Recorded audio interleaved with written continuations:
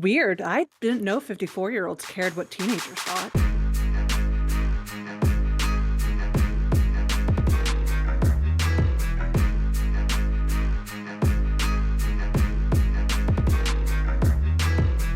Welcome back, motherfuckers. It's time for another episode of the Pucked Up Podcast. I'm here this week, so y'all can stop fucking crying. I know it was tough, but I left you in good hands. All right? No, but seriously. Sorry, I was out last week, y'all. For those of you who forgot me, I'm Dee. I'm the host this week. I'm joined by my beautiful, amazing, intelligent, smart host, Chris. Hey! And I know that you didn't think I was going to say your name. You were like, it's going to be danger again. It's always danger. I expected it. I'm wearing the least amount of eye makeup than you guys. So that's true. Maybe that's just what I'm missing to not look so dead inside. Maybe. You know what? We'll try it out next week. Not be so Make these blue eyes pop. And as always, my additional host is my bestie for the resty, Danger. Hell yeah. Hell yeah. Yeah. So welcome to it, y'all. This is the first official episode of 2025. Crazy to say that. No, you're right. It is the second. It's our second. It's the first official one that we've recorded in 2025, but it is our second episode. That's right. Yeah. Yep. This is also the second episode on our own YouTube channel. Yes, we decided to create our own channel so you guys could just come one place, see all of our hockey shit, have it easy to navigate. So we've created a new channel. Guess what it's called? Fucked Up Podcast. I mean, who fucking told you? Pretty straightforward. Right. Pretty fucking easy. I mean, if you couldn't have guessed that, you might want to go back to like kindergarten, first grade actually. You know what? First grade. I'll give you some credit. But this is our second actual video Jesus Christ. on this channel. It's gonna be spicy tonight. Actually, no, it's not. I really don't have that much to be spicy about. There's like one topic that I just have an opinion on. Literally, that's fair. But you know what? You got to start the year with a bang, right? This is my first official episode of the new year. And we didn't have you to get fucked up with and watch the Winter Classic with last week. I know. The thing is that I knew that I was traveling that Monday, but I thought we were going to be back way sooner than we were. And that's on me for being an idiot. And I mean, like, this is what you get when you move a game that's traditionally on one date to a different date. Which we're going to talk more about that in our exclusive TikTok/YouTube Shorts content. So be sure that you have your eyes peeled anywhere that you can see short form video content, because we're probably posting it there. Because what the fuck was that? Definitely posting it there. Yeah. But yeah, why don't we jump into this week's episode? I mean, we got fucking a lot to go over. For the start of the year, we are jam-packed. Yeah. It feels very heavy this week, yeah. Watch out, all right, guys. So we're going to post all this I will on take Tumblr. It away. I forgot Tumblr exists. You know, I kind of forget. Does it still exist? It does. It does. Yeah. I never even knew Tumblr was. That sounds about right. You would know that stat. I would know that. I mean, I don't have a Tumblr. So I for once I'm actually being serious, and I know I'm smiling right now, so people think that I'm not, but I'm dead serious. I have never had a Tumblr. I don't honestly know what Tumblr is. That checks out. Anyway, on to some actual hockey news. The PWHL has had multiple suspensions in just the first week of games, dude, which is crazy. On December 30th, there was an incident between... I can't read. There was an incident in the Montreal Victoire game. It occurred as Montreal Victoire forward Catherine Dubois was assessed a major penalty and a game misconduct for an illegal check to the head on Boston's Megan Keller following an automatic review by the on-ice officials at the PWHL Central Situation Room. The Player Safety Committee determined that Dubois delivered a hit that was significant opposite directional force and speed, and that the head was the main point of contact, where such head contact was avoidable. As such, it's a violation of Rule 48. So she was suspended for one game. I do have to say, I'm going to keep the same energy that I have for the NHL. If the head is the main point of contact, it's more than a game. And I know that I the agree. PWHL plays less, but it is more than a game. And so PWHL Player Safety Committee, if you don't want me to be shitting on you like I shit all over DOPS, you gotta step it up. That like one game for a hit to the head, not a fan. And Okay? between the three of us, I watched that entire game. That is 100% at least 3 games. So while it's great that they did actually issue a suspension, it should be for more than one game, and we hope to see that change moving forward. That said, the very next day we had another decision come down.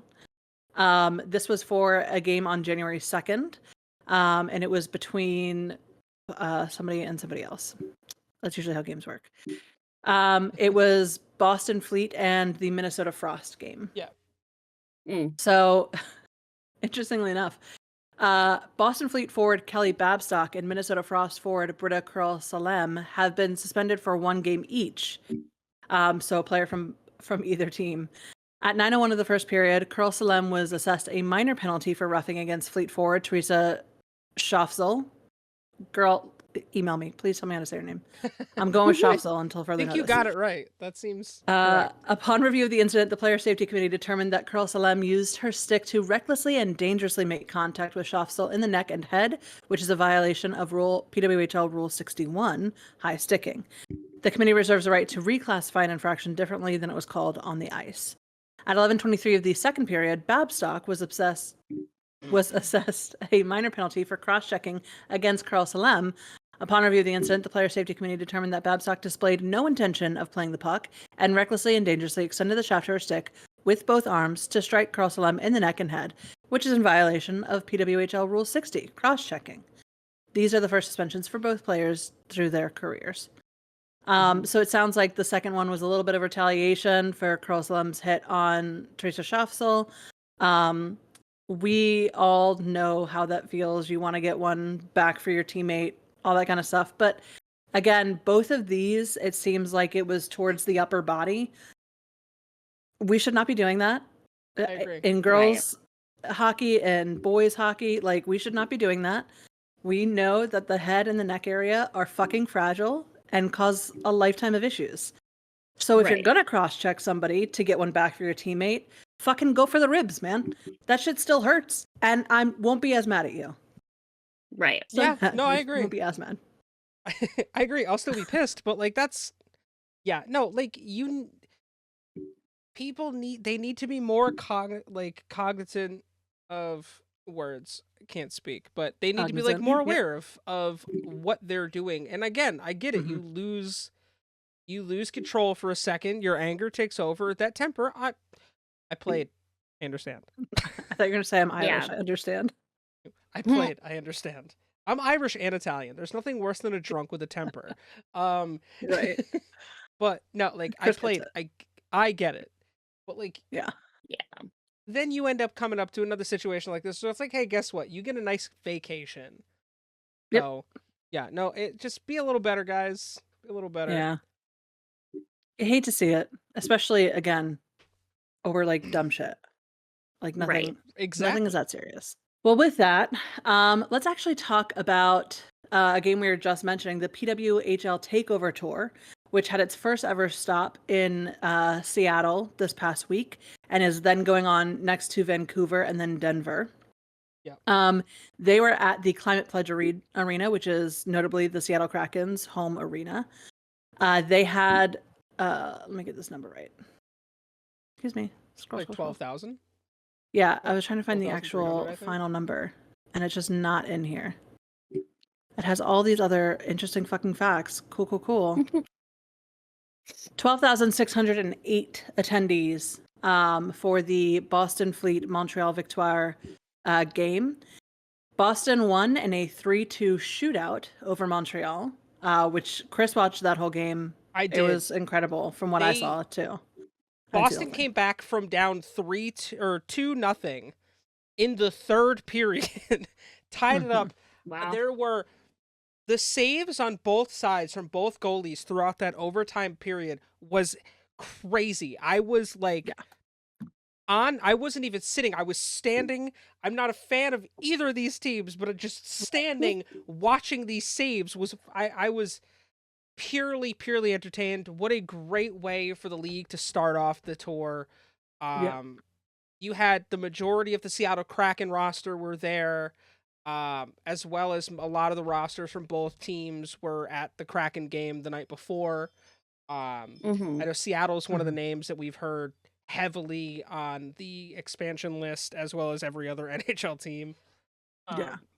But yeah, no, hats off. What a fantastic Yeah. game to start everything off with. It was. It was really it was quite something. They also the puck drop was done by Jessica Campbell, who we all know is the first ever female assistant coach in the NHL.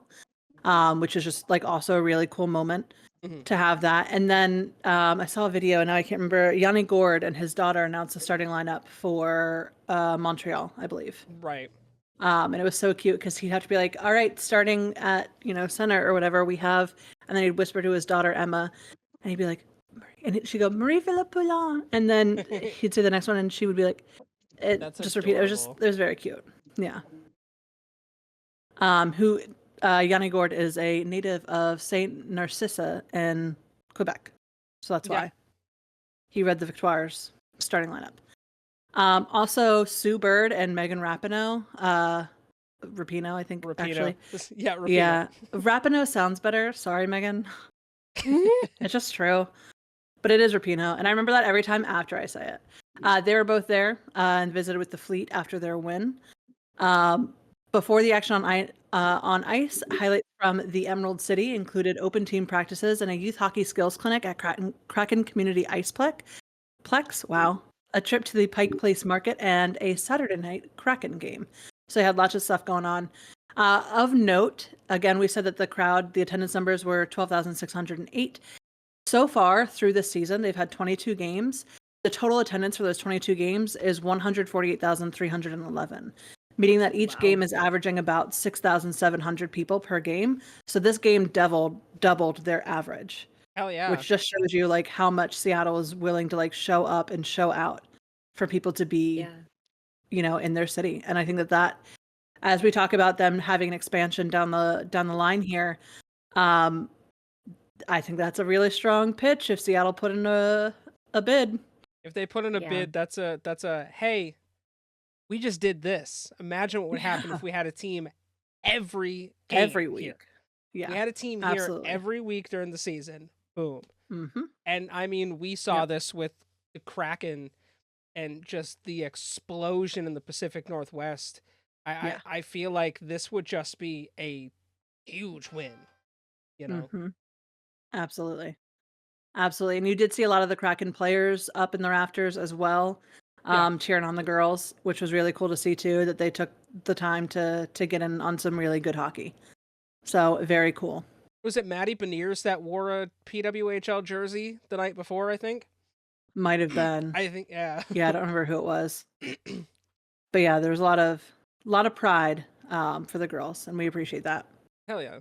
All right, with that, we have some stars. Let's go with the stars of the month for the girls, who they are the Supra stars, as the stars of the month are sponsored by Air Supra, which is an albuterol inhaler. So for all of us people with asthma, gang, somebody supports us, I guess. Which I just think is so funny. It's a literal inhaler is sponsoring the stars of the month. You know what? It's all good. It ain't easy being wheezy. So true. That's right. So the real true. puff give is give your homies your inhaler if they can't breathe either. Yeah. So just so that we have a recap on how the stars of the month work here in the PWHL, since this is the first month that we're actually getting them, the monthly honor includes 3 forwards, 2 defenders, and 1 goaltender. So basically, you got a line there. You know what I mean? You got your whole situation. All right. So let's jump in. Because there are 3 forwards, whatever, and they're not listed as 1st star, 2nd star, 3rd star, 5th star, 8th star, we're just going to read them in order. Okay? Making it simple on myself. Alex Carpenter, forward out of New York for the New York Sirens, has been named a Superstar of the Month for December, recording 8 points in 6 games. Carpenter collected at least 1 point in each of New York's games in the month, which ties her for the longest ever point streak in a season. She leads the PWHL in goals with 4 and is tied for first in the league in points with 8, contributing to 44.4% of the Sirens' goals to start the season. Additionally, her shot accuracy has been impressive with a 26.7% shooting percentage, with 2 game-winning goals, making her the only player in the PWHL with multiple game winners this season. The 30-year-old helped New York achieve the third highest winning percentage, 500, in December. Her month included a 58.7% face-off win percentage on 109 attempts, good for a team-high 68 face-off wins, while averaging more than 18 minutes of ice time per game. Our second forward is Sarah Fillier, forward again of the New York Sirens. They're getting a lot of love this week. She was the first overall pick in the 2024 PWHL draft and has made an immediate impact in her rookie season, recording 8 points, 3 goals, 5 assists in her first 6 games as a pro. Her point total is tied for first in the PWHL, while her assists are third most. She's ranked third. I don't know why they got to be so fucking weird about it. Fillier sits alone atop the rookie scoring race with twice as many points as the next highest scorer in the category. Her debut month included back-to-back multi-point efforts to begin the season, including 2 assists in her pro debut against Minnesota, where she assisted on the game-winning goal. In her second game of the month, Fillier recorded a season-high 3-point game against Montreal, where she scored her first 2 PWHL goals, including a power play marker, to lead the Sirens to a 4-1 road to victory. The 24-year-old has hit the score sheet in 5 of her first 6 games in the PWHL, launched by a season-opening 4-game point streak. A name everybody knows and loves. We have Sarah Nurse, a forward for the Toronto Scepters, also on our list this month. She finished December as one of the league's top 3 scorers. Nurse recorded 6 points, 3 goals, 3 assists in 7 games, tying for the team lead in both points and goals. Her versatile play was on display in the month as the forward recorded a power play goal and assist against Ottawa on December 3rd and a shorthanded jailbreak tally versus Boston on November 30th. Nurse has also been a driving force in the faceoff circle, taking a huge league-high 141 faceoffs, 21 more than the next closest player, while maintaining a 51.1% success rate. Consistently making her presence felt, the 29-year-old had 21 shots on goal, 4th most in the league, while averaging more than 20 minutes of ice time per game and recording at least a point in 5 of 7 games to start the season. All right, next up we have Jinsey Rose, a defensiveman woman out of Ottawa. The Ottawa Charged defender Jinsey Rose has been a force on the blue line this season, emerging as one of the top scoring defenders in the PWHL. Rose is second on our team in points with 5, 2 goals, 3 assists, placing her in the top 10 in league scoring and top 3 among all defenders. After going goalless in 24 games in the inaugural season, the 27-year-old has already hit the score sheet twice through 6 games, including a power play marker against Toronto on December 3rd.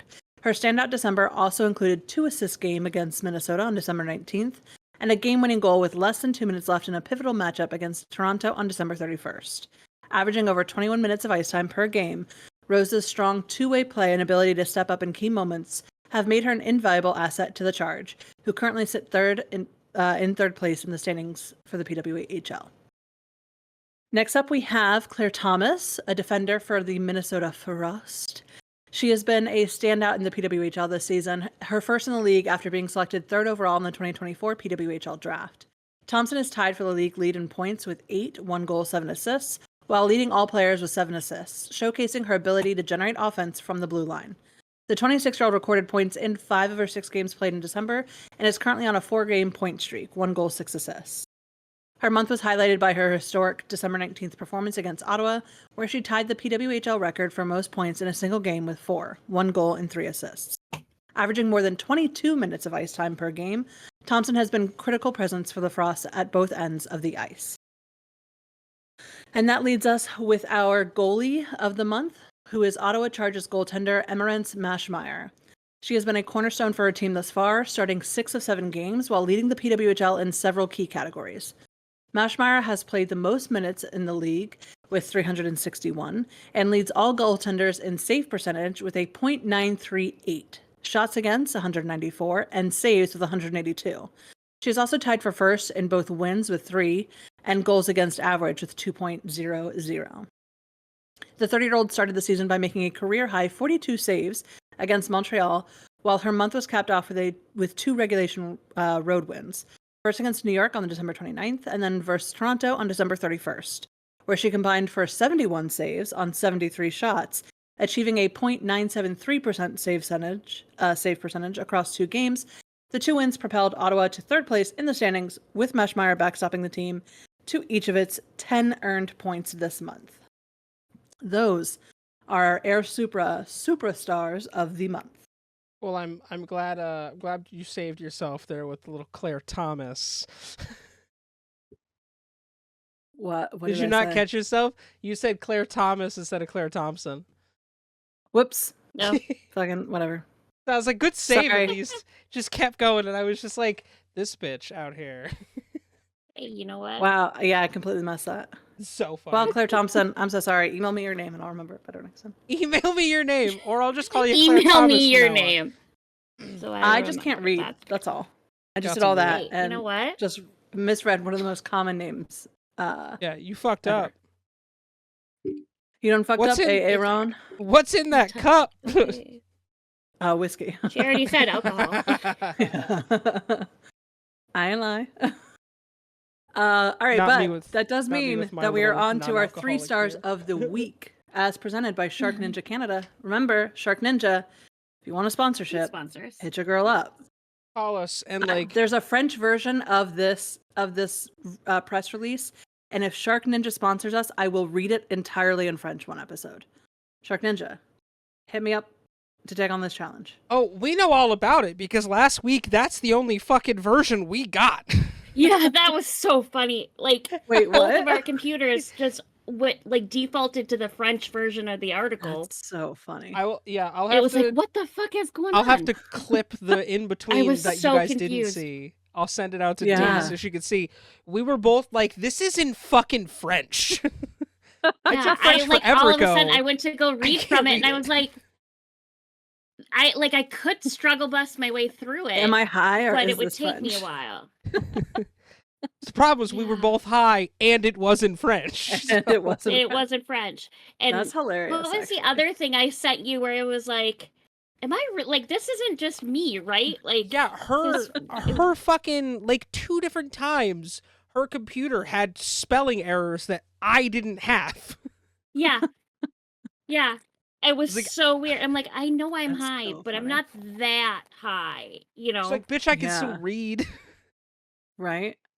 I mean, for the most part, but like, Oh It my was yeah, God. it was so strange. It Well, was wild. Shark Ninja, if you want us to actually read it in French, we'll do that, and it'll be No, great. if Just we pay want us money D first. to actually read it in French. Because it's been like Yeah, I 15 took years French, since too. I took French. I mean, 20 for me, but or actually longer than that. That was middle Oh, God. school that I took French. Middle Wow. school and freshman year. I can't even 18, remember to do my Duolingo every day. Like, That's fair. Hey, Duolingo's hard. yeah, Guys my will be Duo, That bird will come my after you, Duo though. is out Yeah, I to know. get me. I have He's an got email a that said, vengeance. "Let me, yeah, we will find out if Duo has to come get you." And I was like, "Oh God." Duo has said, "I'm outside." That's what Yeah. Duo said. Yeah, Just open my window. Duo is just Yeah. standing out there with a knife, Right. just yeah. Michael Myers style. There's It's like, some like creepy shit 100%. that Duolingo bird says to people. bro, it's wild. Oh, I know. He's wild. He's sure. out of pocket.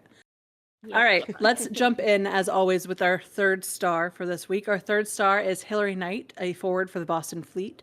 Boston's captain collected 2 goals, 1 assist, and amassed 14 shots during the Fleet's busy week on the road.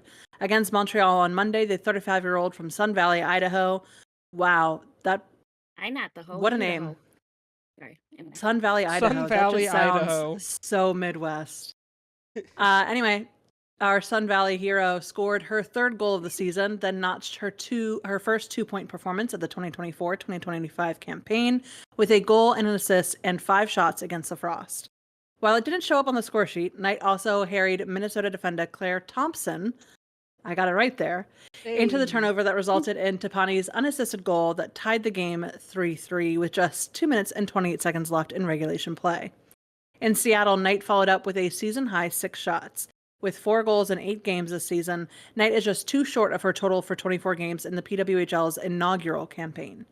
Trailing leading goal scorer Alex Carpenter, by just 1 goal. Knight is in a 4-way tie for second, and I'll tell you those names later when we do that review. Our second star this week, Megan Keller, defenseman for the Boston Fleet. Keller had a 4-point week with an assist in Boston's loss to Montreal on Monday, an assist in Minnesota's on Thursday, and 2 assists in Seattle against the Victoire. With her assist on a goal by Knight at 10:30 of the third period at Place Bell, the 28-year-old from Farmington, Michigan, helped Boston into a temporary 1-1 tie.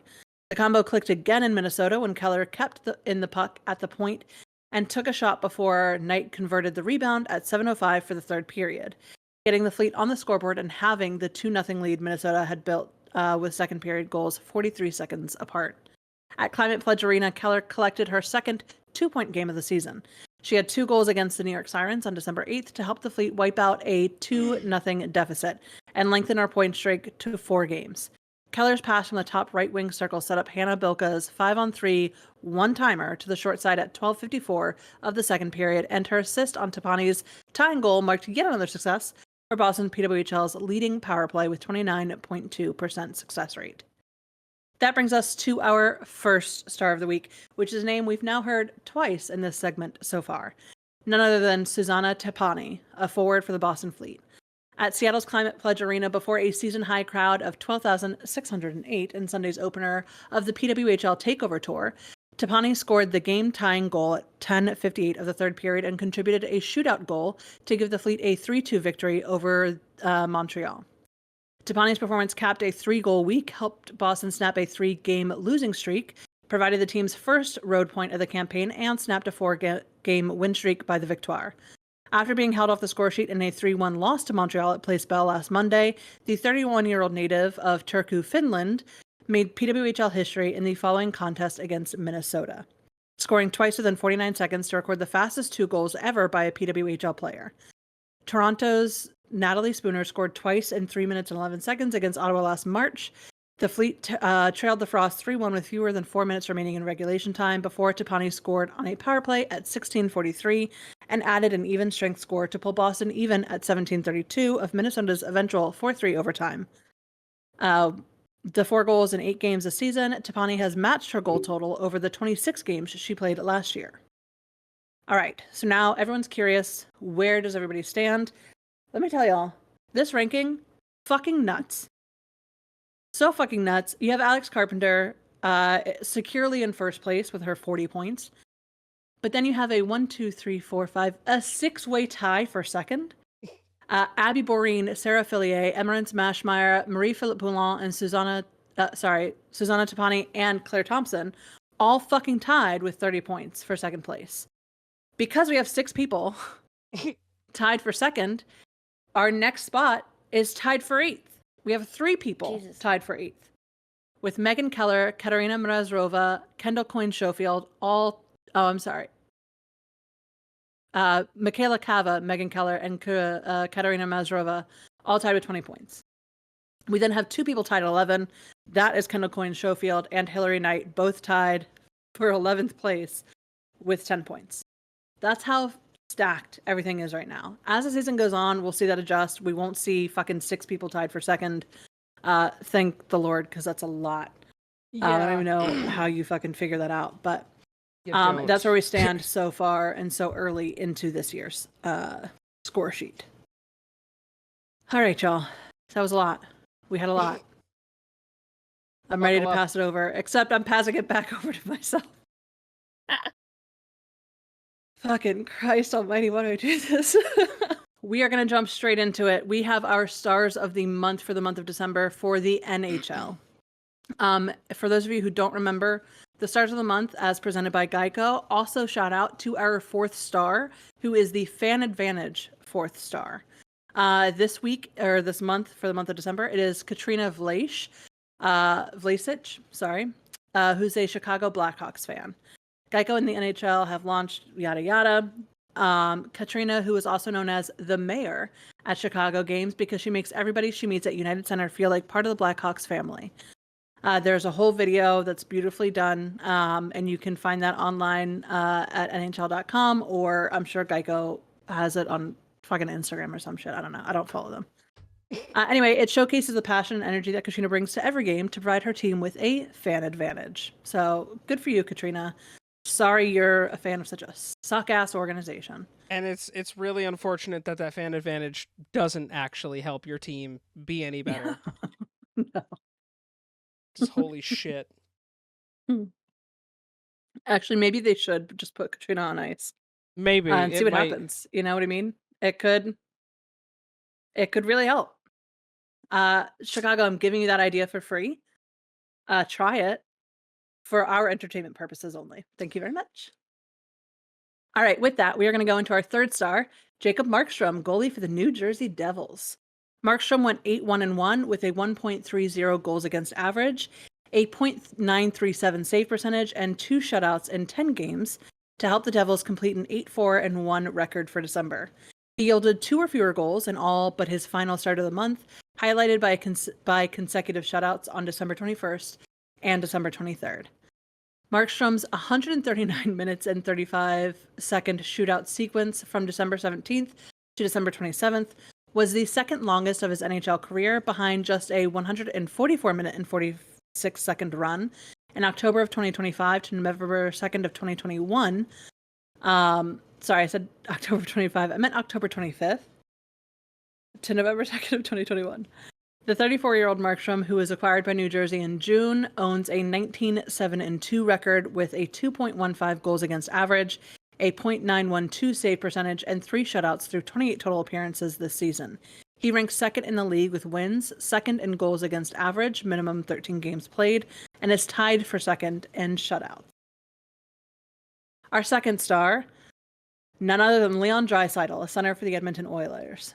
Draisaitl shared the league lead with 10 goals and ranked second with 24 points in 13 games to propel the Oilers to a 9-3-1 month. He also placed amongst the top December performers in game-winning goals, tied for first with third, even strength points, tied for third with 15, power play points, tied for third with 9, assists, tied for 6 with 14, and power play goals, tied for 6 with 4, collecting points in all but his first outing of the month. Draisaitl notched 8 total multi-point performances, including 7 straight from December 5th through the 19th, and reached the 900-point milestone on December 19th versus Boston.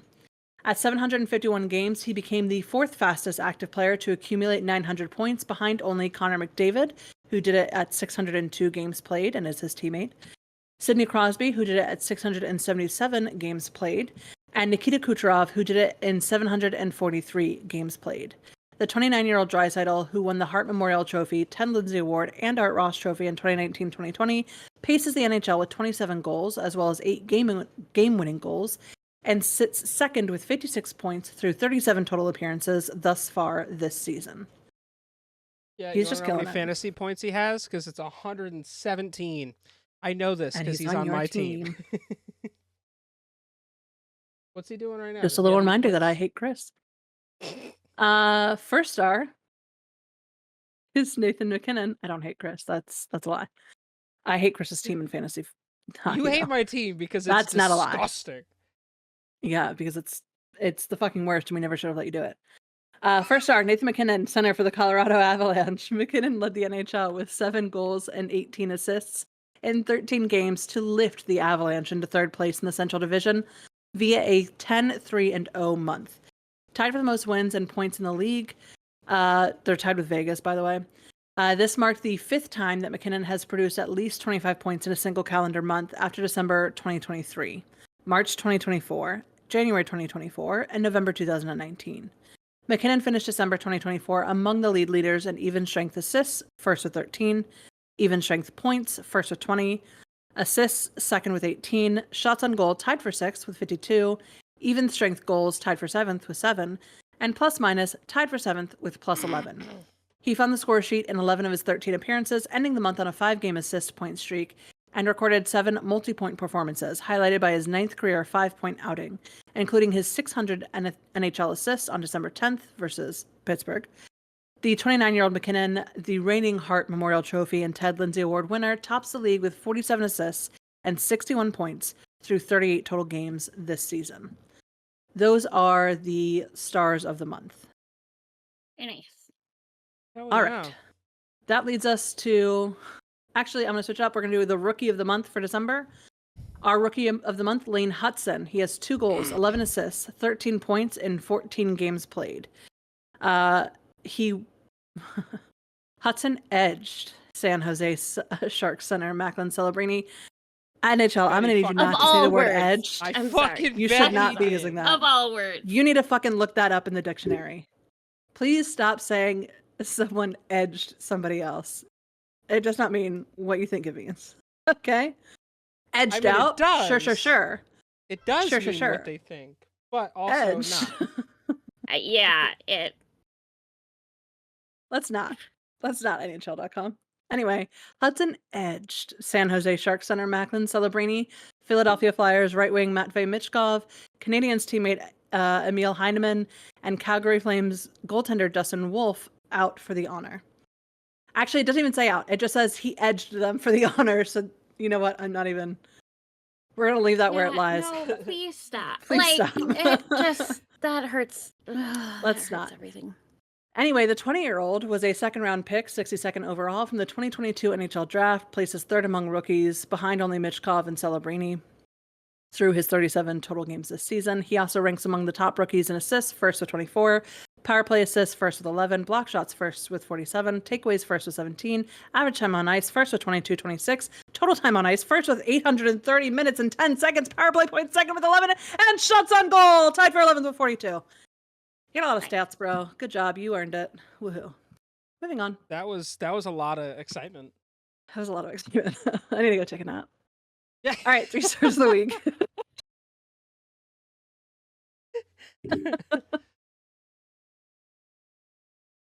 Our 3 stars of the week this week, presented by Geico. It's actually presented by Geico every week. And we have some of y'all's people on here, so that's really exciting. Y'all get to be happy about that. I never get to be happy. Our 3rd star is Darcy Kemper, goalie for the Los Angeles Kings. I'm so glad someone caught that.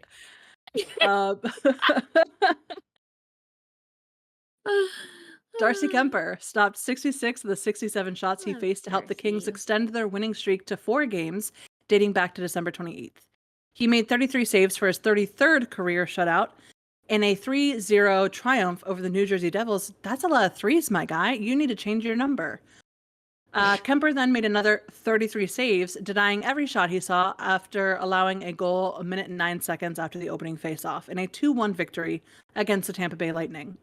The 34-year-old Kemper, who has points in 9 straight appearances dating back to December 7th, owns an 11-2-5 record through 19 total outings this season. He ranks 4th in the league with a .920 save percentage and 5th with a 2.22 goals against average, both minimum 14 games played. Our 2nd star is Troy Terry, a right winger for the Anaheim Ducks. Scary Terry. Terry registered 4 goals, 2 assists, and 4 goals to propel the Ducks to a trio of wins. 3 whole wins, Chris. Look at you go. We won 3 in a row. He scored the opening goal in a 3-2 victory against the New Jersey Devils on December 31st. Terry then posted 2 goals, 1 assist, highlighted by his 5th career overtime goal, an 18th career game-winning goal, and a 4-3 win versus the Winnipeg Jets. After being held off the score sheet in a 3-2 loss to the Edmonton Oilers, Terry rebounded with 1 goal, 1 assist, including his 4th game opening goal of the 2024-2025 campaign, and a 4-1 win over the Tampa Bay Lightning on January 5th. The 27-year-old Terry, a 5th-round selection, 148th overall from the 2015 draft, tops Anaheim in goals with 14, assists with 19, and points with 33 through 39 total appearances this season. And our 1st star of the week, Marco Rossi, a center for the Minnesota Wild. Rossi has led the NHL with 3 goals and 5 assists in 3 games to power the Wild to a perfect week. He recorded 2 goals, 1 assist, his 3rd career 3-point performance, and 2nd of the month following December 6th at Anaheim, and a 5-3 win over the Nashville Predators. Rossi then scored the tying goal with 8:41 remaining in regulation in a 4-3 shootout victory against the Washington Capitals. He capped the week by assisting on all 4 Minnesota goals and establishing career highs for assists and points in a game, and a 4-0 win against the Carolina Hurricanes on January 4th. The 23-year-old Rossi was the 9th pick overall from the 2020 draft, and he ranks 2nd in the Wild for goals with 15, assists 22, points 37, through 40 total games this season after completing the 2023-2024, his first full NHL campaign with only 21 goals and 19 assists. So he's like already almost at last year's totals. So shout out to Marco Rossi. Sorry that people doubted you. Because I know some Minnesota fans were like, why would we get him? That's why. I mean, personally, I just didn't know much about him. But the talent is clearly certainly there. Proven himself. Yes. Yeah, he's proven himself. 100%. And I mean, shout out to Anaheim, who in their last 10 are 6-4. Yeah. Yeah. 3 of those wins. About the Wild. It's not about Anaheim right now. No, I'm just kidding. Hey, listen. But you know what it is time for? Right now, we're better than the Rangers. That's all I have to say. Hey, I mean, is that hard currently with how that organization is being operated? They're 3-7 in their last 10. There are multiple reports that the team just literally quit. Yeah. I think we talked about it last week. Not even halfway through the season, the team's just like, bye. Just gave the fuck up. Yeah. Anyway, I want somebody else to talk. So, Chris, can you please talk to us about what happened at the World Junior Championships? For the love of God. I'll tell you what happened. Where are the bald eagles behind us fucking screaming through? The United States back-to-back champions in the World Junior Championships with an overtime thriller against Finland. The big news was Canada getting knocked out at a last-minute goal by the Czech Republic in the quarterfinals. This is the second time in a row that they've been eliminated in the quarterfinals back-to-back. This is the first time since 1981 that they have lost back-to-back in the quarterfinals. But from what I saw, it just I have so much respect for all of these young players. Oh hell yeah! Finland came to play. Sweden came to play as always. I have a lot of questions on what the future of Hockey Canada looks like after this, because to lose, not only to lose in your home country, but to lose the way they did. That bad? Yeah. Czech Republic ended up with the bronze medal. Obviously Finland ended up with the silver medal. Sweden finished 4th. Lost in a shootout. Unfortunate, but that's how we play the game. How the cookie crumbles. And from what I've been hearing, this winter, or I keep wanting to say Winter Classic. It's. I always think of the baseball one, the World Baseball Classic, because their name is different. But the World Juniors has shaken up yet again the draft scene. A lot of players that were supposed to go top 10. Looking like they're not going first round, and some players that weren't going to go top 5 rounds are looking like maybe top 10 picks. I think it's going to be very interesting, but again, I feel like for us as a group of, Americans, who take pride in watching our country play hockey, I feel like for us, this is super encouraging to see college players see that the CHL always tended to be where the best of the best young players went. That's where you went is the CHL, and now a lot of them are playing in the NCAA now. A lot of them are going to college and playing college hockey in the US. So this is good for everyone, I think. To see the sport growing in that way, but yeah, shout out to the US team getting it done second time in a row. I'm fucking here for that. Back to back. We love back-to-back ships, baby. We do. We do. They go 3 in a row. Back to back to back. Hey man, Hershey might do that this year, which would be right. Sweet. They've got the shot to do that. That would be nuts. When was the last time that's happened in the AHL? I don't know. That's a good stat. I'll have to look up. Yeah, we'll have to look that up. Because I don't know, but I'm excited at the chance. You're saying there's a chance. I have the stat, by the way, before we go on. 8 teams have won back-to-back championships in the AHL. Only one team The Springfield Indians in 1960 through 1962, they're the only team to win 3 straight Calder Cups, meaning Let's that repeat. if Hershey Bears can win their franchise's 14th Calder Cup, they will be the first team since 1962 to go back to back to back, meaning they would be an First time in elite 60 company. years. It'll be the first time, and only the second time ever. Yeah. How crazy is that? That would be nuts. And if they play the Coachella Valley Firebirds again, that'll be 3 straight years of the same Calder Cup final. Smacking them down. Which means that's scary for the future for everyone, for the Vegas Golden Knights and the Washington Capitals. Yeah. But I'm hoping for it. We had a little bit of a rough patch in Hershey last month, but we're over it now. We're over it. I'm over it. All right. Thank you, Chris, for updating us on the World Junior Championship. Now that that's over. And that was a late game too, because I had to go into overtime. I remember I was like, oh my God, I just want to go to bed knowing who fucking won. Please, for the love of God. Well, and what sucks just is one of you win. If you live in the US and you don't have the NHL network, you're not watching the fucking game.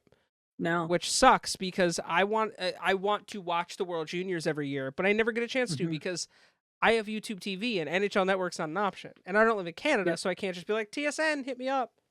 Yeah, right. But that's shitty. But nope, happy for the US to finally get one. Well, not really finally get one, just go back to back. Yeah, back to back. Hey, baby. And then also we did see that they kept Gaudreau's jersey in the locker room for the entirety of their run. Touch. That was and touch. they posed with his jersey after they won too, and I just thought that was really sweet. A good way to remember someone who was important to the USA team when he was young enough to be playing in the World Junior Championships. So yeah, that was very, very sweet and thoughtful. Yeah. Speaking of sweet and thoughtful, Danger, you have some updates for us about I do. The NHLPA. Some really cool things going on. So we have some news. The NHLPA announces their new mental health initiative to support their players and their families. It's called First Line, and the program aims to increase resiliency, well-being, while decreasing the stigma behind mental health. Former NHL defenseman, he knows it is, Jay Harrison sees an advantage in using his experiences to help current players lower their guard about mental health. At the Hockey Hall of Fame on Wednesday, in partnership with Opening Minds, which is a division of the Mental Health Commission of Canada, they announced this First Line program. One of the greatest tools that I have is that I'm a former player and can share lived experiences, said Harrison, who served as the NHLPA's as the Wellness, Transition, and Performance Specialist. He also stated, oftentimes maybe players don't live with mental illness, but certainly there are players out there who are functioning at a very high level professionally who aren't necessarily living well or thriving. And they aim to kind of help change that. The NHLPA Executive Director Marty Walsh was kind of a driving force behind this. The improvement of player wellness is one of his main goals. This program is another way for the NHLPA to continue its focus on our efforts in enhancing the overall wellness of our players on and off the ice, he said.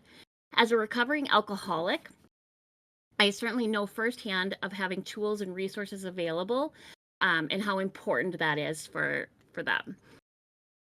And then he also said, the way that you live your life and understanding that you might have a challenge, but then getting the help that you need changes your dynamic. It changes your family dynamic, and it changes the trajectory around you.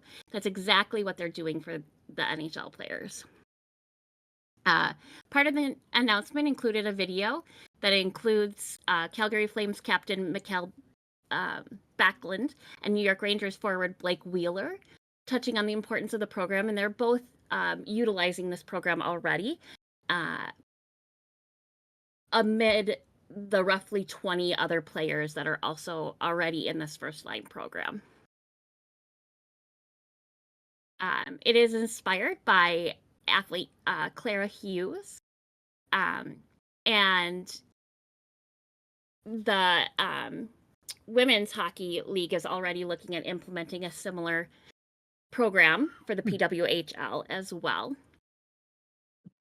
And then this Olympic medalist in kayaking also had an interesting quote that says, athletes of every denomination now consider themselves a Clara Hughes fan because she was somebody so open and vulnerable and took a stand and said, you know what, mental health is a priority.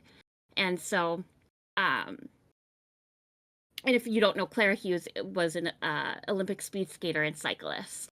So somebody that just really, you know, from the athlete's perspective, was able to be a driving force for so many for mental health. So I think it's a great thing. I'm super excited that they have started this program. I'm excited that, you know, there's already 20 or so players utilizing it. And I think that we'll really start to see a huge change in the well-being of our players.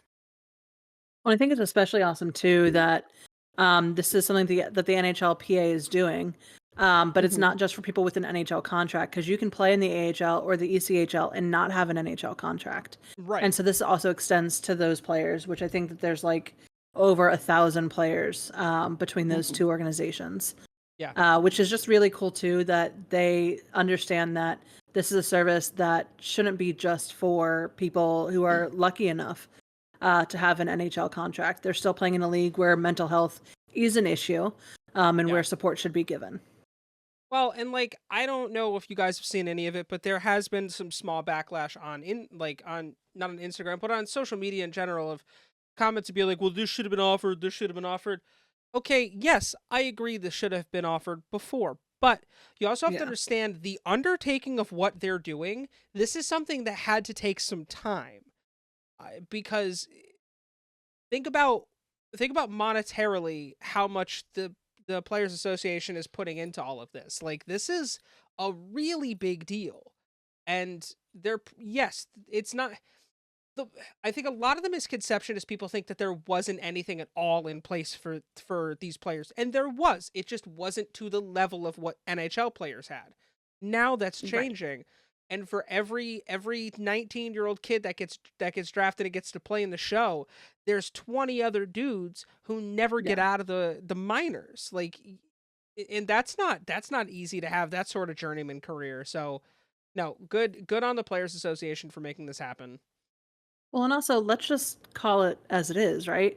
There's a reason why it hasn't been more of a thing until now, and that's because there was such a stigma around talking about your mental health for so long. So while, I mean, everyone on this fucking podcast can agree that it shouldn't have been and that we should have been speaking out about our mental health struggles way sooner, the fact of the matter is we weren't. And so until players started being open with it, there wasn't the pressure or anything to be done about it. They weren't going to offer it as a service if they didn't know that there was people who were going to use it. And so because now people are so vocal about needing it, there it is. And we should be celebrating that and not, you know, being like, oh, it should have been on my timeline. No, it happened on the timeline it could happen on.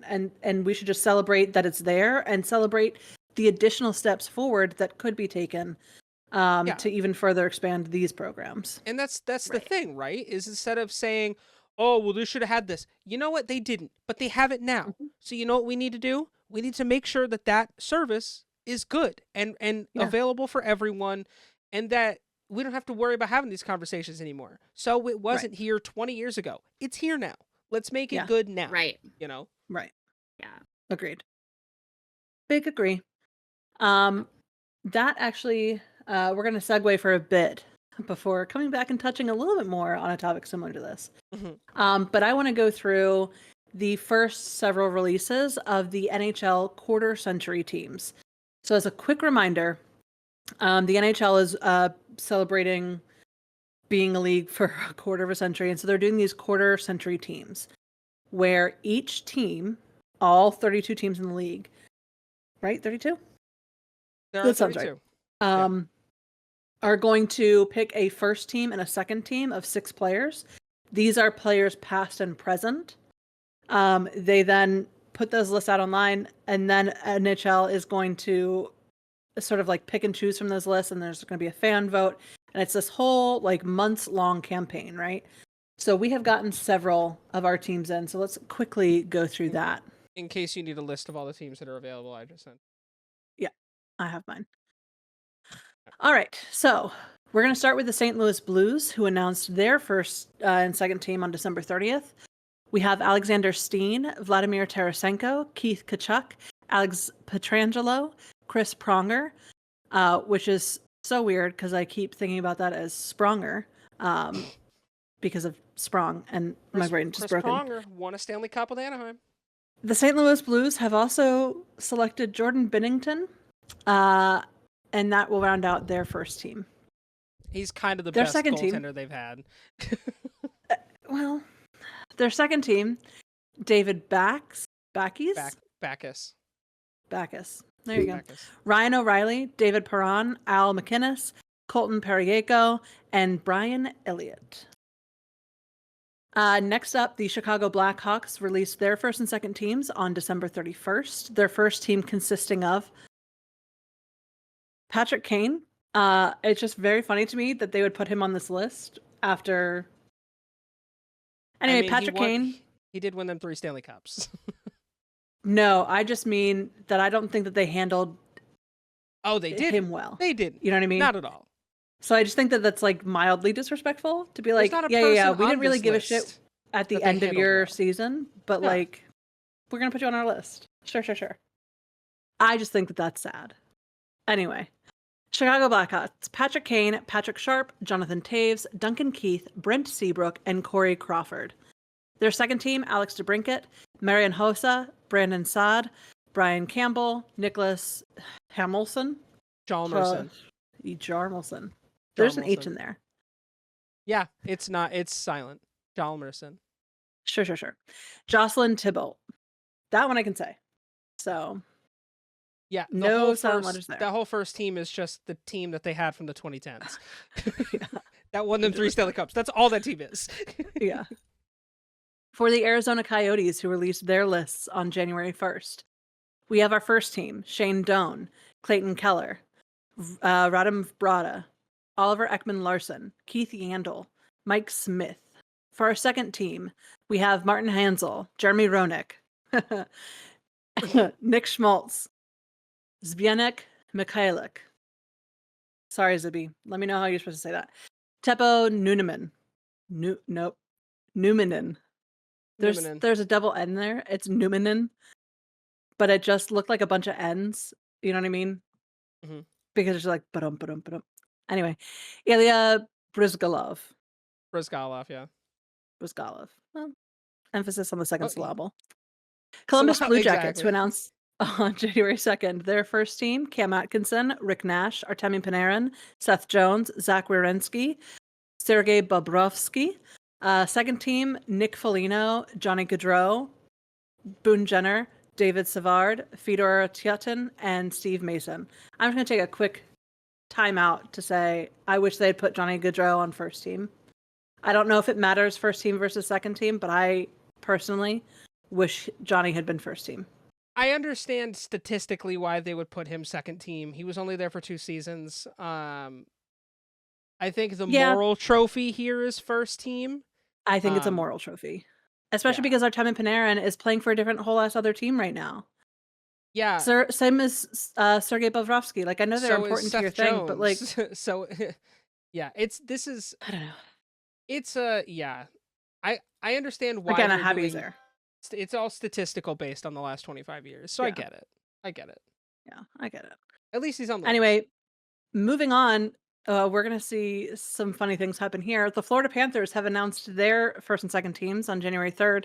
Alexander Barkov, Jonathan Huberdeau, Matthew Tkachuk, Aaron Ekblad, Gustav Forsling, and Roberto Luongo.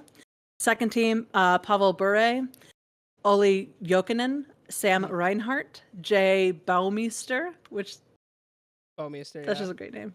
Baumeister. Robert Svela, and also Sergei Bobrovsky. Sergei, doubling it up in teams. Bob won him a cup. Listen, Bob's just like, what is he going to do when they do any sort of honoring thing? Is he going to do like a split jersey? One half is Florida, one half is Columbus. That'd be terrific. You know what I mean? Like, that'd be terrific. I'm just curious how this plays out. I think that's funny. For the Toronto Maple Leafs, who announced their list on January 4th, we have our first team: Mitch Marner, Austin Matthews, Matt Sundin, Tomas Cabral. That's how you say that. Morgan Riley, Ed Belfour. Second team: Phil Kessel, notably no longer with the Toronto Maple Leafs, but put in the fucking work. William Nylander, John Tavares, Brian McCabe, Dion Phaneuf, and Curtis Joseph. Wow, that's a whole other name that I read. Dion Phaneuf, ex-husband of Hillary Duff. I know. Love Hillary.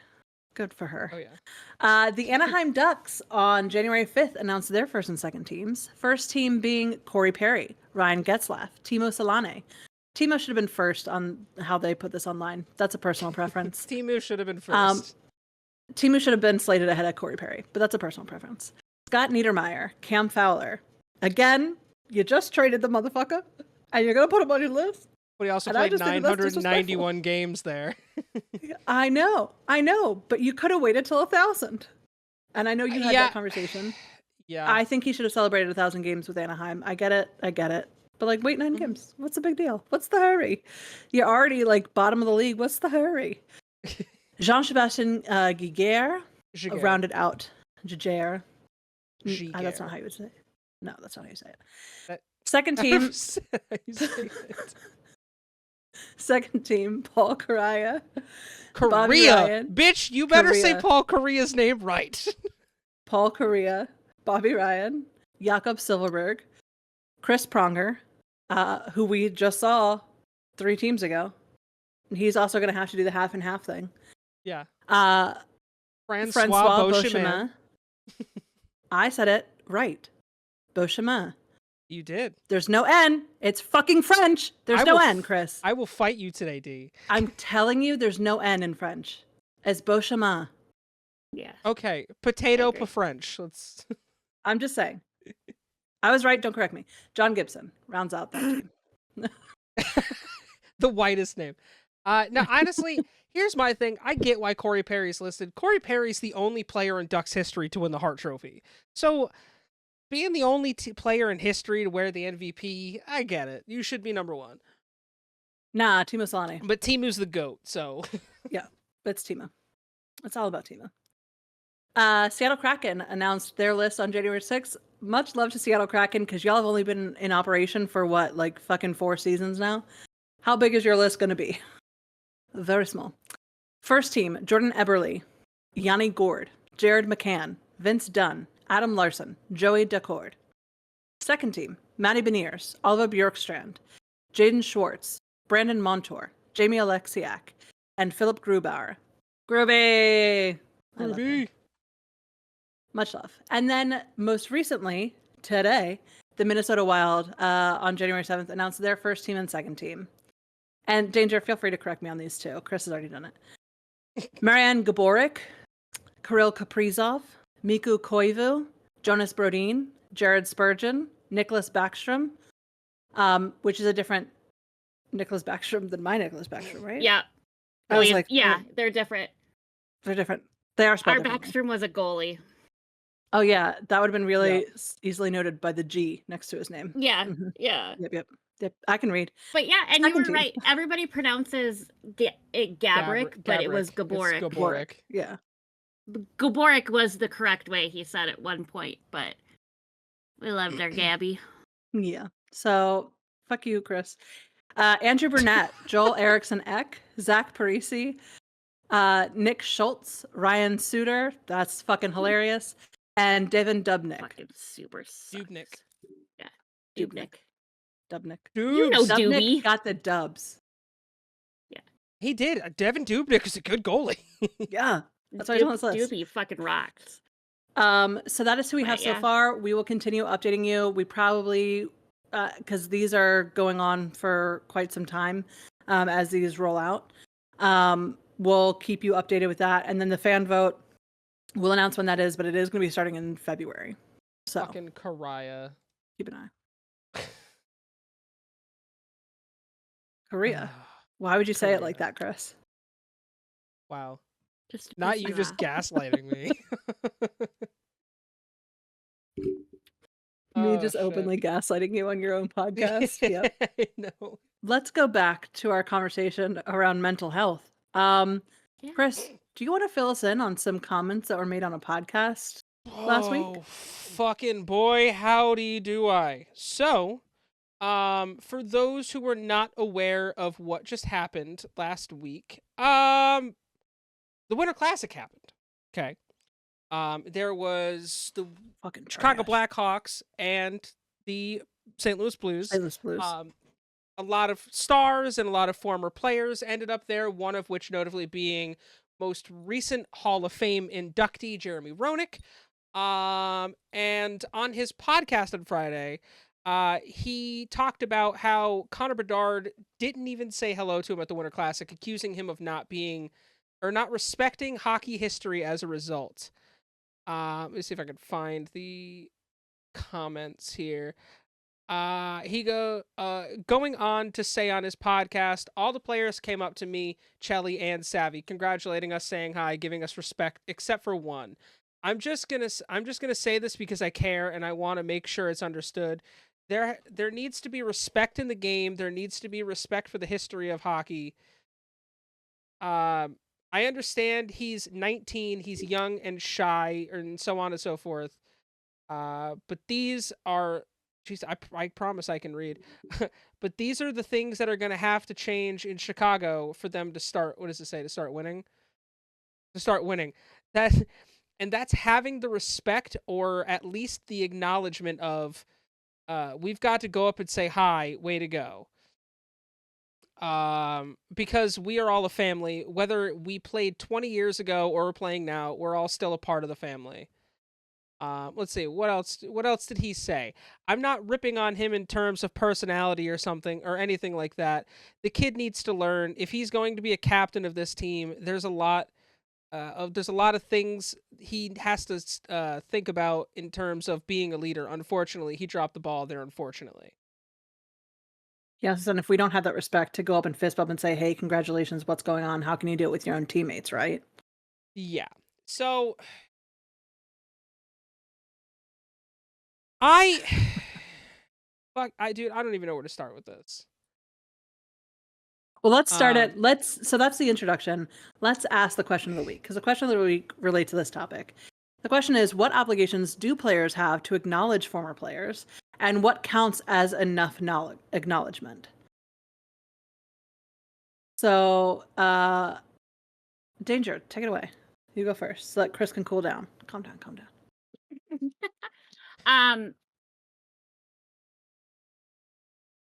It's a two-sided sword, right? Like, should they, in theory, acknowledge it? Yeah, they should.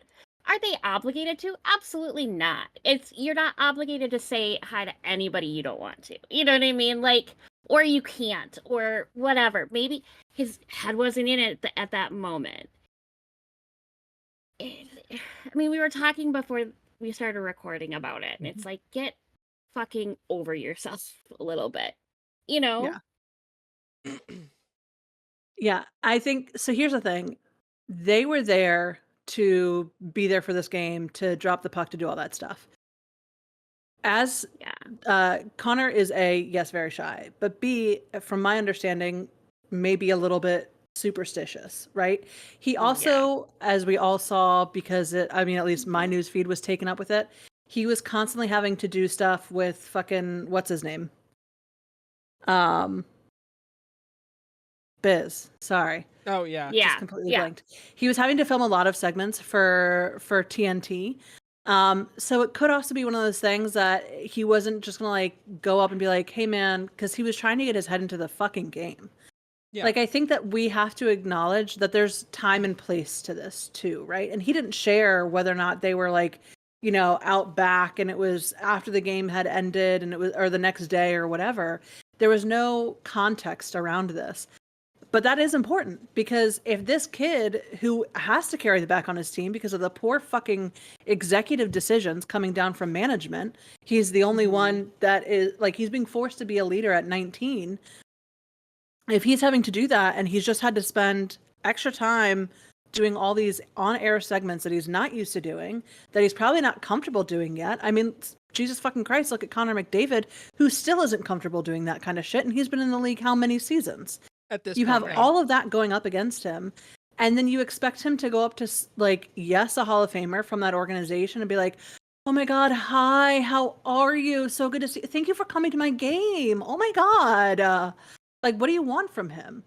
Is like a head nod enough? Does it have to be some elaborate thing? And also, does it mean that he doesn't respect you? No. Just means that he didn't want to talk to you. And maybe you shouldn't take that so fucking personally as a 54-year-old man about a 19-year-old kid. Yeah. Like, I think that to make something about this and put it on your podcast is crazy to me. Connor Bedard didn't walk up to you and go, fuck you, Jeremy Roenick. I hate your ass. I wish you had never been inducted to the Hall of Fame and you're an embarrassment to the league. He didn't say that. Yeah. He didn't say anything because he had his own shit to deal with. And that's just how life is. Like, why are we getting upset about this? Why are we talking about how kids these days have no respect and how is he going to lead a team if he doesn't respect us, huh? Like, to speculate that he is then snubbing his teammates when all of his teammates have been very vocal about how he's such a sweet kid and they're really trying to get him to come into his own and they're like working with him on, you know, teaching him about everyday life because he lived a very sheltered life. Like, he doesn't know how to cook and shit like that. Like, all of his teammates are talking about how they're rallying around this kid and you want to come down and take him down a peg because he didn't say fucking hi? What a weirdo move. Can I say the thing that we all are thinking? Yeah, go for it. For everything you've done for the sport, Jeremy Roenick, I respect that and I respect you. But at the end of the day, this day wasn't fucking about you. So stop acting like a self-righteous, entitled asshole. You were a Hall of Famer. Show some fucking decorum. Like, what? Oh, he didn't say hi to me. Fuck you. He was trying to play a game. He's trying to play a game and carry a team on his back that can't even get out of the basement for the past couple years. Are you fucking kidding me right now? For the clicks. Yeah. Like, come on. You're not entitled to anybody's time or attention, no matter who you are. You know, he had a job to do, and it wasn't to talk to you before his hockey game. If it was in honor of Jeremy Roenick himself or the history of the Blackhawks, I understand. This is the Winter Classic. This is about the players there. You are a guy who is there as an alumni of one of the teams in the game. Like, the players do not have a responsibility to make sure they go up to you and say anything. Reality, I don't blame Connor. And if I were Connor now, I sure as fuck wouldn't go say anything to him now. You lost the ability. Like, no, absolutely not. No. If this is something that was so irksome to you, why are you not trying to have this conversation in private? It is very known that, like, the stars of the league, especially these fresh, young-faced kids who are having to carry a fucking franchise, get hit with a lot of, like, media attention and flack. So why would you pile onto that instead of just going up to him? Like, because obviously you have contacts in the organization, right? Like, you're such an esteemed alumnus. Like, why would you not reach out to Connor and be like, hey, man, just thought it was a little weird, not trying to make a thing out of it, but, like, you should have acknowledged me. Yeah. Like, I would have more respect for that. But instead, you came onto a podcast. And also, I got fucking smoke for Tim Peel, who was the guy that he had on with him on the podcast, who also, during the fucking Winter Classic, is tweeting out about how Bedard is overrated. Now, that remains to be seen. It's his second fucking season. Yeah, and I mean, his first season was pretty impressive. Missing like 20 fucking games, the numbers he posted. I'd say that's pretty impressive. What a thing to say. And then what, like, again, it just seems like manufactured content at this point, which we're feeding into because we're going to talk about on our fucking podcast. But like, it just makes me think that maybe Jeremy Roenick is compensating for something. Or that he maybe should practice what he preaches and show respect to the sport. Because yes, the history is important, but you know what the history is? Not relevant this season. Yeah. No. It's And- not. Like, And I hate the to say history it. doesn't revolve around him. Exactly. He's just one of Like- many players. You're not the Yes. NHL history. Sorry, bud. Like, Yeah. Yeah. And Not like, to God mention- forbid, this kid doesn't know every fucking detail of the Chicago Blackhawks in over 100-year history. They're an original Right. 6 team. Dude, there are people who played for my team. Like we just oh my God. We just had someone retire from the Caps like recently. He was on our Stanley Cup winning team, and now I can't think of his name. Chason. Chiasson. I can't think of his Alex first name. Cassian? Chisel. Yeah. Yes. Yeah. He just retired. He was on our Stanley Cup winning team. Do I know everything about Alex? No, the fuck No. I don't. Would I have been able to pick him out of a lineup? No, the fuck I would not. Do I know what Peter Bondra looks like? Yeah. Would I be like, oh my God, Peter Bondra, hi? No. Like, there are so many people in an organization that, yes, did amazing, incredible things that I would not be able to necessarily recognize on site. Yeah. You just wouldn't. And it's really not that big of a fucking deal. Not to mention, we saw on the Spit and Chicklets podcast, they were talking about how to get ready for, I believe, for the Winter Classic, they were doing like line drills to end the thing. And it was just like this fun little thing where like you had your blue team and your red team or something, and they needed to score 5 goals to be able to get off the ice. Yeah. And it took them fucking 45 minutes. Witt said after 35 minutes, they had 1 goal. And he's like, you want to talk about problems? Let's actually talk about the fucking problems that exist there. Yeah. Because I can tell you right now, the acknowledgement or respect for the history of the sport doesn't win you games, jackass. It's not going to get you a goal. It's not going to make your goalie be able to stand on his fucking head. It's not going to do any of that. Yeah, let's talk about Peter Mrazek's basically averaging 4 goals a game as their starting goaltender. Let's talk about how there's zero response from that defense. Let's talk about the fact that Connor Bedard is single-handedly leading an offense that isn't doing anything to help him. Like, that's the shit that matters. Let's talk about front office not making the changes that they need to make. Like, let's be honest with ourselves. And I just, for the life of me, cannot believe that a Hall of Famer would say something so fucking outlandish and reckless that just to get clicks and just to get views on his podcast. I get it. Clickbaiting is a thing. We've all been accused of it, and we've all been guilty of it. But, like, this is so blatantly manufactured that I'm like, dude, if you truly believe this, you need to seek psychiatric help. No, like genuinely, if this is not manufactured, and if he really is that like fucking butthurt about not getting a hello from a literal teenager because he's 19, legitimately go find a therapist. You need to talk this out with somebody.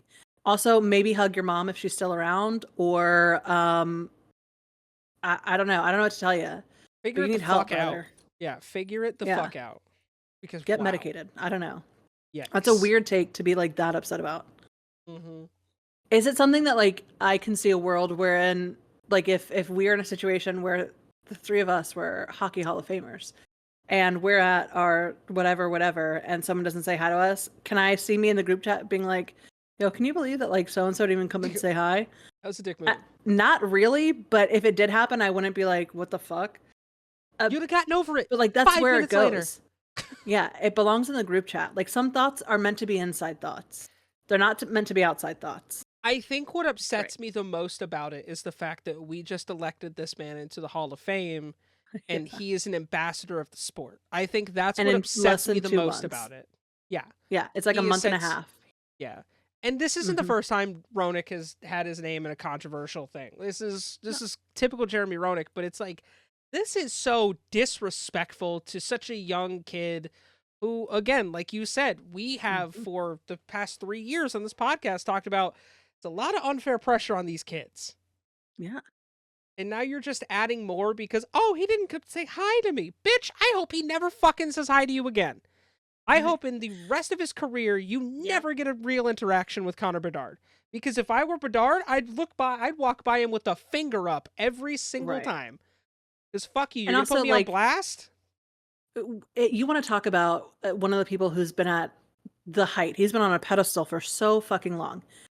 if Wayne Gretzky walked into the Edmonton Oilers locker room right now and wasn't greeted by every member of that team, there is no world in which he would come on a podcast or go on TNT or whatever segment and be like, "Can you believe that so-and-so didn't say hi to me in the locker room when I was there?" Yeah, the tweet would never He would come out. never. No. He maybe say something to management about like, people need to respect me. I don't know. I don't know him to know whether or not he would do that. But he would keep it private. He would keep it like, Yeah. you know what I mean? It wouldn't be something for fucking like consumption by thousands of podcast listeners and the general public. It would be a team thing. Owed a hello from fucking anyone in the room. Like, you're just not. Exactly. You're not. So You're stop not acting like entitled to you've earned attention. that. Yeah, And exactly. like Wayne Especially when he Gretzky has also a not earned it. job to do. Right. Yeah. But like, you have to remember, he had a fucking job to do that. Yeah. He wasn't there as a fan. He wasn't there just to bullshit. He was there to do his job and focus on that. And they got beat And on he's- national TV by 4 fucking goals. Yeah. And after that, even if it were, oh, he didn't say hi to me after the game. Yeah, I could see a world why they didn't, because they got fucking beat to shit on television in front of millions of people. Mhm. Yep. Or less than 1 million people, but that's a whole conversation for another time. Well, but yeah, no, I just can't. yeah, I got all the smoke I just for can't. it. I think it's crazy. I think it's ridiculous.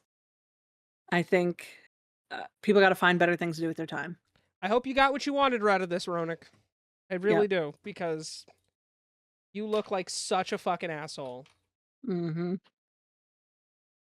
Well, with that, do we want to go from assholes to naughty boys? Yes. So we have 3 or 4 naughty boys to talk about this week. The first one, from back on New Year's Eve, Zachary Leroux from the Nashville Predators was suspended for 3 games for slew-footing the Wild's own Jared Spurgeon. I will try not to get onto a soapbox about this one too much, but he landed super awkwardly. But they're now saying we don't know at all a timeline on when Spurge will be back. Oh, that's rough. As some of you may remember, we were without him for a long time last season due to injuries. And so it just really sucks. I'm hoping it's not the same area of the body that's affected this year, because that could just potentially be career ending at that point. But we'll see. But yeah, so his suspension forfeits $13,489.59 of his salary.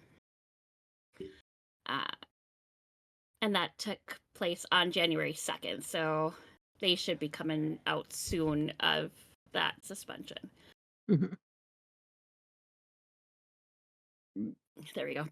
I was like trying to suppress a burp, and it was not going working well for me. Here we go. And then for fines, we had the second citation to Dougie Hamilton from the New Jersey Devils. And this incident was back on December 23rd. However, they implemented the fine on January 3rd. So I don't remember if we talked about it back when it first happened or not. But he was fined $2,000 for that diving or embellishment citation. It was his second citation for that. On the 3rd, we have Sam Bennett from the Florida Panthers for roughing Drew O'Connor, and he was fined $5,000. And then on the 5th, Max Domi from Toronto was fined $5,000 as well for elbowing Garnet Hathaway. So, quite a few things going on there. For injuries, we have from Anaheim, we have Brock McGinn with a lower body injury on IR, expected to be out until at least January 9th. Troy Terry is out for personal reasons, listed as day-to-day. For Boston, an update. Wife is pregnant. Oh, is she? Yeah, if I remember correctly. Very nice, very nice. Yeah, baby. Oh, she went into labor. Nice. Yeah. Oh, good. Yep. So baby watch. And I had seen, I don't know if I mentioned it last week, but recently, Jake Middleton from The Wild, his wife had girlfriend or whatever, had a baby. He has a baby girl now, so, which Cute. I didn't even know that they were expecting. So I can't imagine Mitzi as a dad. At least we know he'll be good at skin-to-skin contact with his baby girl because he never wears a shirt. He's also a giant child, so this should work perfectly. He's also a giant child. Yeah. Right. Yes. For Boston, the update on Hampus Lindholm with that lower body injury on IR now is expected to be out until at least January 14th, which I assume that's just another, next doctor visit update. For Buffalo, we've got the syphilis bus illness going around. It looks like we have Beck Malenstein. Sure. What a name. Just out with an illness, listed as day-to-day, as is Jacob Bryson, listed as day-to-day. We have Juri Kulich? Yeah. With a lower body injury, also listed as day-to-day. For Calgary, we have Anthony Mantha. Oh, no, old. That was December 20th. But no new or updates on Calgary players. For Carolina, we have an update on William Carrier. Lower body injury expected to be out until at least January 9th. Shane Gostabehere. Gostabehere, whatever his fucking name Close is. enough. Gostabehere. Yeah. Close enough. Yeah. Upper body on IR expected to be out until at least January 15th now. Tyson Jost, lower body injury expected to be out until at least January 15th. For Chicago, update on Alec Martinez with a neck injury on IR expected to be out until at least January 10th. Connor Murphy out with a groin injury listed as day-to-day.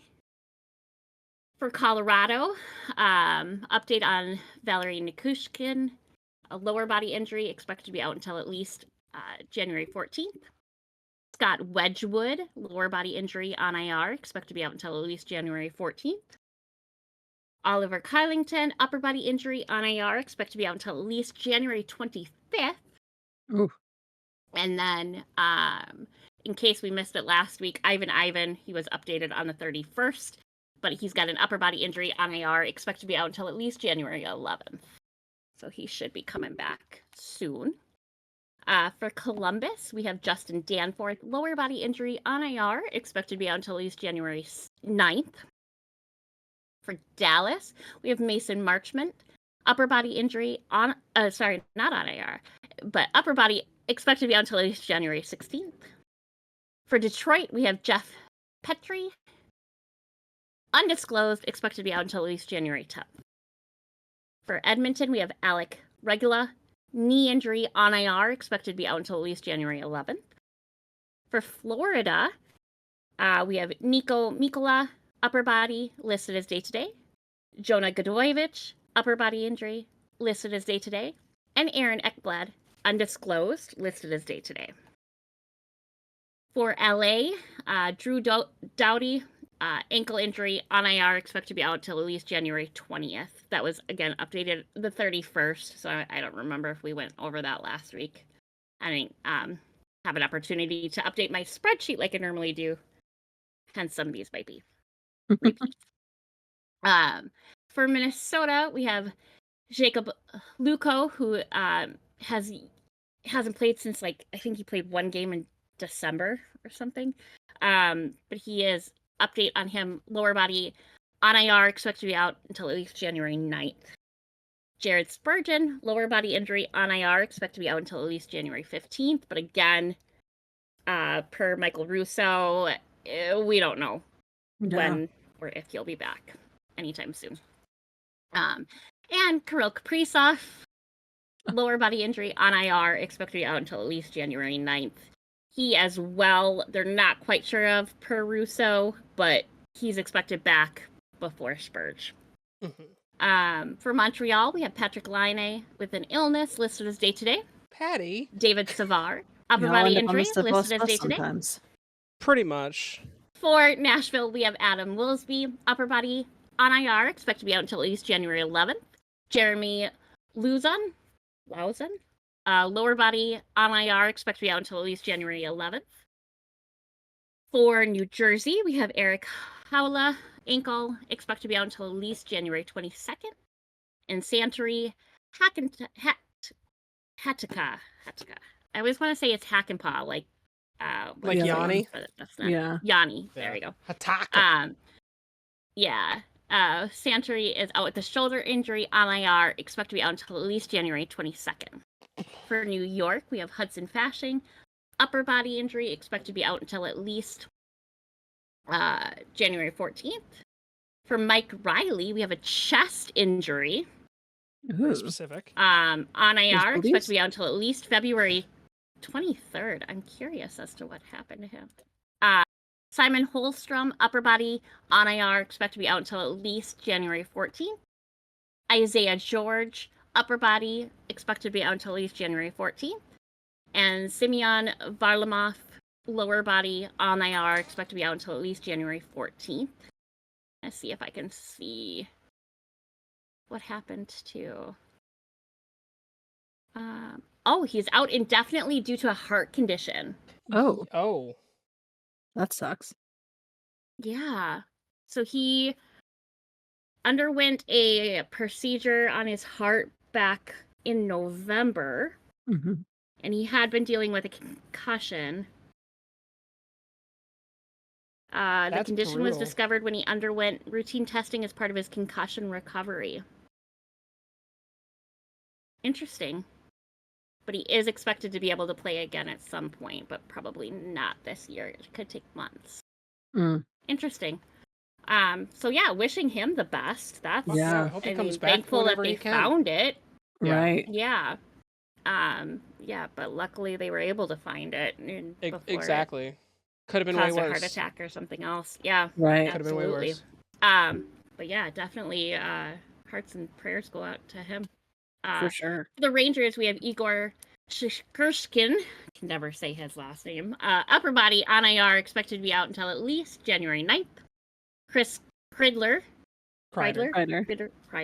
There's no L in there. Anyway, upper body on IR, expected to be out until at least January 12th. Matt Rempe is still out with that suspension, expected to be out until at least January 9th. And then he should get sent down to the maybe AHL. not play in the NHL again for a while, if at all. Yeah, I find it hilarious he's on this If you want to hear that soapbox, check into last week or the week before. 2 weeks ago. Yeah. He definitely. Yeah. Anyway, we won't go into it again. For Ottawa, we have Jacob Bernard Doctor with an ankle injury, expected to be out until at least January 30th. Linus Ullmark with a back injury on IR, expected to be out until at least January 16th.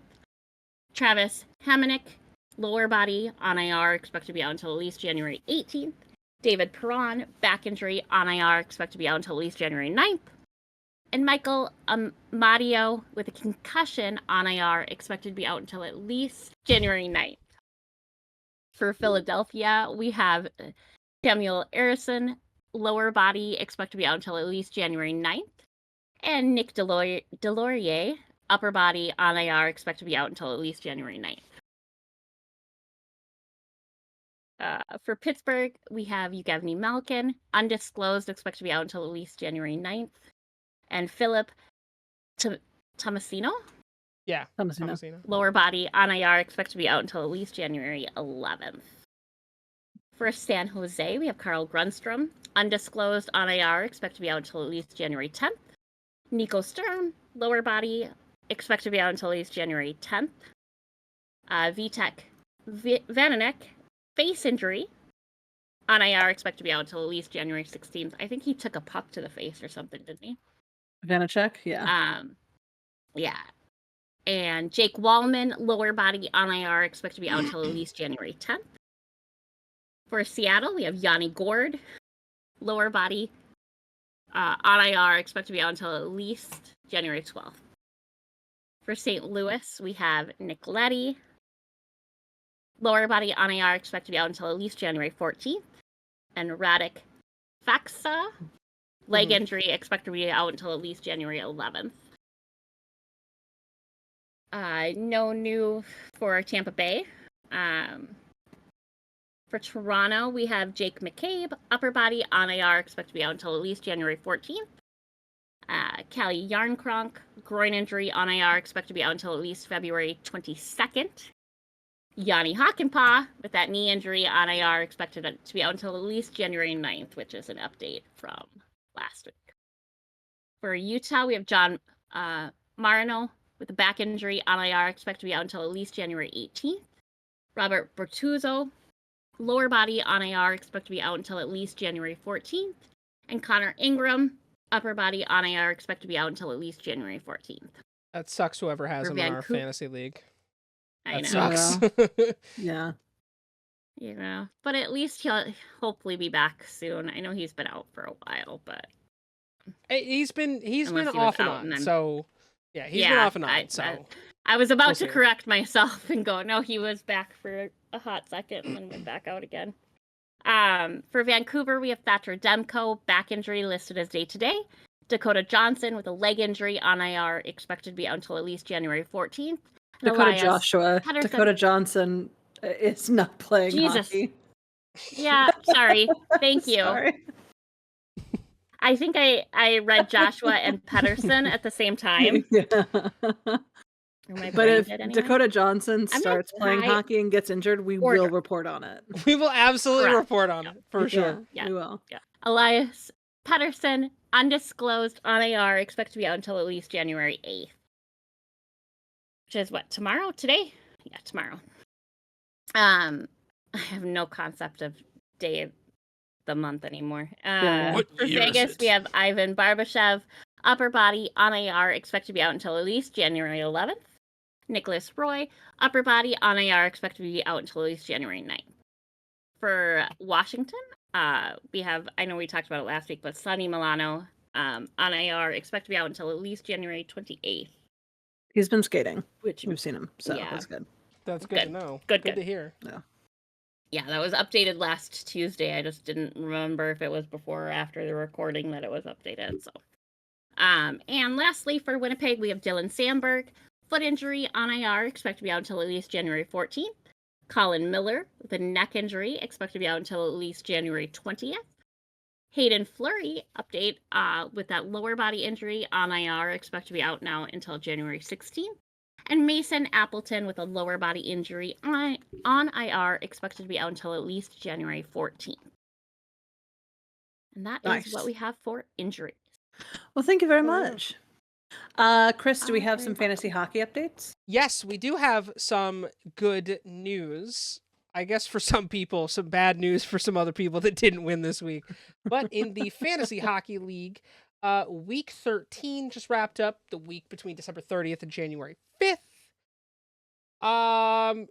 The couples battle was a little one-sided as Dave beat Danger 88-73.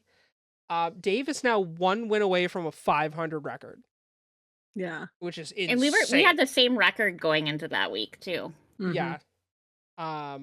We have the first tie of the season as Maul and John tied 90.7 to 90.7. They both ironically also now have the same record of 4-8-1.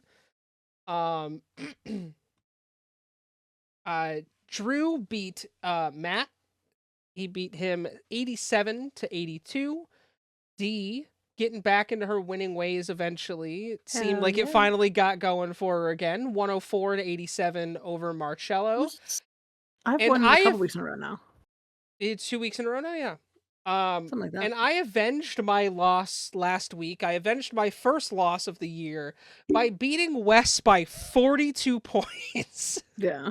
I won But my 132 kiddo to beat 90. you last I'm week. on a We didn't get to 5-game talk win about that streak. last week. Are you on a 5-game win That's streak now? awesome. Yeah. I would say we did talk about Matt last week, and I We did even talk about. I was a good I sport. I think even messaged Matt, gave him props, told Yeah. him I was happy for his team. His team did really well. Yeah. You did mention it because I watched the episode that I was not a part of. Yeah, it was actually a Just to see fairly if you short guys were episode, having too. too much fun without me. We were having a lot of fun. Yeah. It feels weird though to look at my streak on the Unintentionally, too. standings and it just be win 1. Yeah. Going to the standings as we will talk because we are starting to get close to playoff time in the fantasy league. Our playoffs, if they were to start right now, would feature myself as a number 1 seed, D as a number 2 seed, Drew as a number 3 seed with an 8-5 record, and Wes with a 4 seed with an 8-5 record. Mhm. The scoreboard for this week, Danger is facing off against Wes. Wes is up 20-13 right now. D is facing off against Matt. D has a 26-16 lead. John and Marcello are facing. Marcello's winning 30-20. Drew and Dave are facing off. Drew is winning 30-13 currently. And I am facing Maul. I am winning 21-20 currently. So yeah. There haven't been any trades. I know there's been some moves. I've made actually a couple moves. You have, yeah. I've dropped a couple players. I've picked up a couple players, and they've been doing well. I mean, I just picked up Dylan Holloway, and he's got, 3 points right now? So, yeah, 2.6 points. So, I mean, doing all right. I do love that Maul and I have dueling goalies currently, because right now the Bruins are playing the Oilers. I have Stuart Skinner, and he has Jeremy Swayman. But yeah, that is the update there for the Fantasy Hockey League. Nice. I do have a trivia question for you guys. Perfect. Jump into it. It's actually kind of an easy one. Like, we'll see what you guys know. But we on the Pucked Up Pod have talked about our love for goalies and all things goalies. Patrick Waugh talked about as one of the best goalies of all time on most people's goaltenders Mount Rushmores. How many Stanley Cup victories does he have? And for bonus points, if you could tell me the teams he's won them with. Well, Colorado, obviously. Okay. How many, though? How many has he won?